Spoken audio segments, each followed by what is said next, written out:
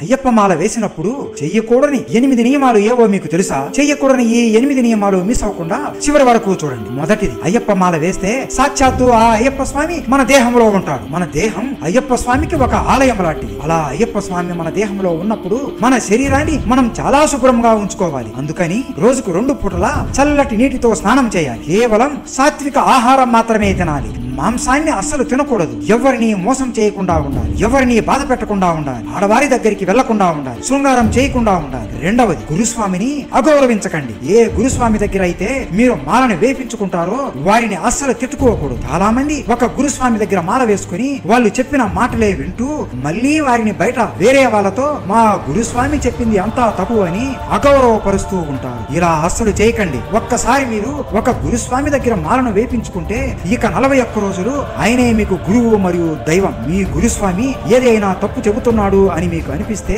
1కి 2 సార్లు గురుస్వామిని అడిగి తెలుసుకోండి. ఈ 41 రోజులు ఆయనే మీకు అయ్యప్ప స్వామితో సమానం. మూడవది, ఇది ముఖ్యంగా తాగుడు అలవాటు ఉన్న వారి కోసం. దీక్ష వేసినప్పటి నుంచి ఎప్పుడెప్పుడు మాల తీద్దామా, ఎప్పుడెప్పుడు మందు తాగుదామా అని ఉన్నవారు అస్సలు మాల వేయకండి. మీ మనస్సు అంతా బలహీనంగా ఉంటే అస్సలు ఈ అయ్యప్ప మాల వేయకండి. మిమ్మల్ని ఏ దేవుడు ఏ పూజారి మాల వేయమని బలవంతం చేయదు. ఇలాంటి చెడు అలవాట్లు ఉంటే మాత్రం ఈ మాల వేసినప్పుడు పూర్తిగా మానుకోవడానికి ప్రయత్నించాలి. నాలుగవది, చాలా ముఖ్యమైనది. ఇది ఆడవాళ్ల కోసం. దీక్ష 41 రోజులు శృంగారానికి చాలా దూరంగా ఉండాలి. చాలా మంది ఆడ మరియు మగవారు అయ్యప్ప మాల వేశాక అయ్యప్ప శక్తి తెలియక కొంతమంది తెలుసో తెలియకో తప్పు చేస్తున్నారు. అలాంటి వారిని అయ్యప్ప స్వామి అస్సలు క్షమించడు. కొత్తగా పెళ్లి అయిన వారు శృంగారం చేయకుండా ఎలా ఉండాలి అని చాలా మంది అనుకుంటారు. అసలు అయ్యప్ప స్వామినే పురాణంలో స్పష్టంగా ఒక మాట చెప్పారు. పురుషణం గృహస్థానం బ్రహ్మచర్యాచ మండలం విధేయతే ప్రవేశార్థం ఉత్సవే దర్శనే మమ.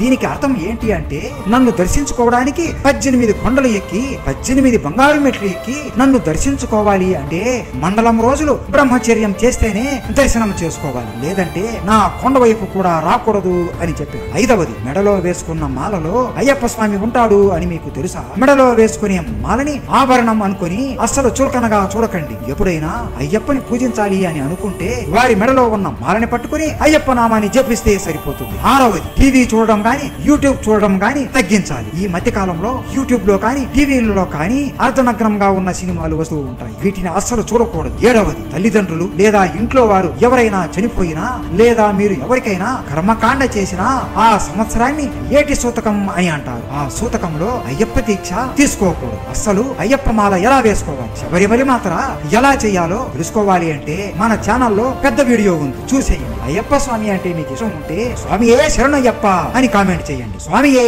శరణయ్యప్ప.